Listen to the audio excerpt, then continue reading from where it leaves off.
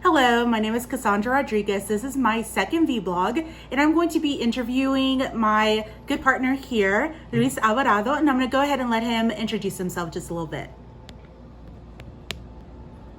Hello everyone, my name is Luis Alvarado. I am from Central Texas. I'm going on 30 years old. A little bit about myself. English is my second language. My first is Spanish. A little bit about my parents. They're originally from Mexico, San Luis Potosí. That's also in central Mexico. They've been here a few years longer than I've been alive, so maybe 35 years. My mom only knows Spanish, very little English. My father knows a little bit more English than her, but also pretty minimal. Thank you, Luis. Let's go ahead and start with a few questions for the interview. So, what may have positively influenced your English language development and why? My English language development was positively influenced by being placed in classes where other students were in the same situation as I was in, and I'm always more comfortable where people are sort of in the same boat as I am. So the teacher was able to almost instruct the class as a whole versus having to instruct an individual student. So she would kind of assign lessons plans to the whole class that are having, learning English as a second language. Wow, so like the majority of your class were ELL students. Is that what I'm hearing? Oh yeah, I would say more than half the class was Okay. ELL students. So could you tell me if there were any obstacles that may have affected your English language development? I was definitely at a disadvantage with my parents. Your average student has two English-speaking parents. So I had no one to go to other than my teacher or my classmates. Okay, so what would you do in that sense? So if you didn't have anybody, if you didn't have your parents to rely on with speaking English, what things would you do to help you develop that English language aside from being in school? Was there anything you would do at home that would help you out? I remember when I was younger, my mom would turn the TV onto like specific PBS channels so we can start picking up different words and phrases. Okay, so they were in English. Yeah, English. Okay. Yeah. Awesome. So how easy or difficult was it for you to develop your literacy skills in English, and why? That was definitely a challenge. So I grew up learning Spanish first, and reading and writing Spanish is totally different from English because when you write Spanish, you're basically just sounding out the words, and the way you sound it out is the way you write it. And that doesn't exactly work for the English language. So you're having to learn from when I was younger, I was getting confused between my English and my Spanish pronunciation. Okay. Was there anything easy that you recall with your literacy skills? I think probably towards third or fourth grade where the words got more challenging. I had a teacher mention that there was a few words that are actually spelled the same in English as in Spanish.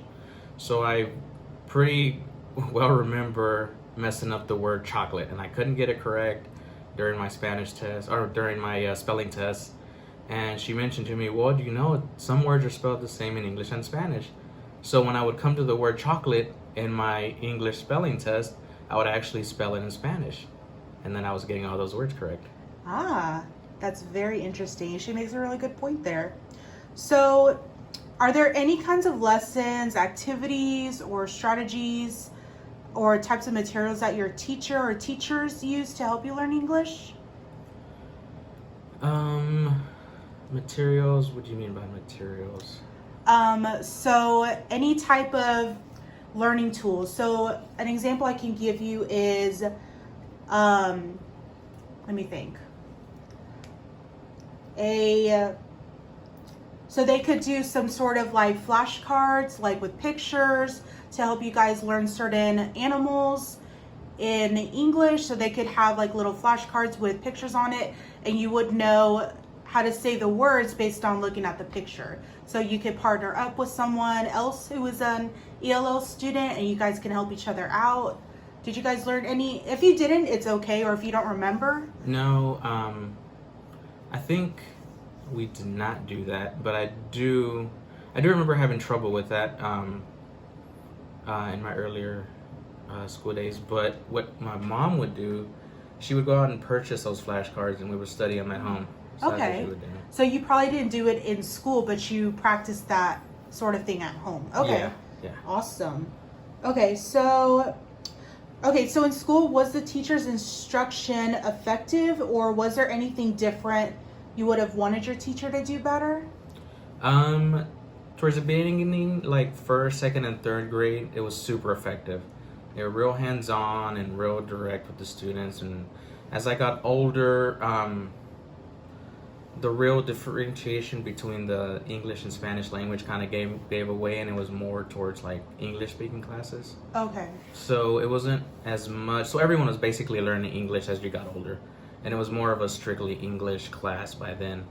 So I would say if they could have continued on helping us out between our Spanish and English difficulties towards our later years, that would have definitely helped me out with English more. So what age or grade level would you say that you stopped receiving that help with English language? I think after fourth grade. After fourth grade? It really died down after that. Okay. And I think that's when I most needed it, because the English, like, you're learning harder words, you're trying to actually create, full page papers or stuff like that, and you're kind of stuck because I'm thinking about stuff in Spanish and I gotta put it in English, so I don't know exactly how to go about doing that. Okay. Man, that really stinks that you didn't have that extra support from fourth grade on up, because I do understand that it does get more advanced, and so I think you guys definitely needed some more support within those later years. Okay, so that answers one of those other questions that I had for you. My other question is, and this might, pertain to your earlier years. So many teachers get to know their students, their likes or their dislikes or cultures or their background. And with this, they can adjust their curriculum based on what they know about the students thus far. So did your teacher or teachers ever take time to get to know you personally, or to help you with your English language? Like just you, like a one-on-one thing? It did. I do remember that towards like first and second grade, but I was lucky that my mom was super involved. So she would always go, drop me off at school, speak to the teacher, and actually she was lucky because she was able to communicate with those teachers since they were dual language, and that's where I received that help, where she would recommend, well, maybe Luis needs to go home and practice his spelling. Maybe you should buy him some flashcards. Maybe you should have him, write out certain words multiple times so he can pick them up quicker. Okay. And stuff like that. That's good. So your mom was able to develop that, like a relationship with your teacher, so that Absolutely. They have that really good communication in order to help you and suit your needs. I know. So if the school didn't offer a dual language teacher, my mom wouldn't have been able to communicate with anyone, and I would have been left behind. So it was a dual language class, or was it like an ELL? ELL. It was ELL? Okay. Yeah. Okay, just because there's a difference between the two. I just wanted to make sure. Yeah. Okay, so do you feel that receiving that additional help in the classroom has impacted you and your life now? Definitely. Well,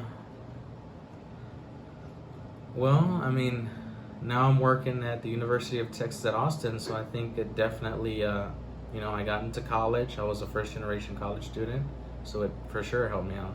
Wow, that's awesome. Well, thank you so much, Luis. I really appreciate you being able to do this interview today. Thank you so much. You're welcome. Thank you.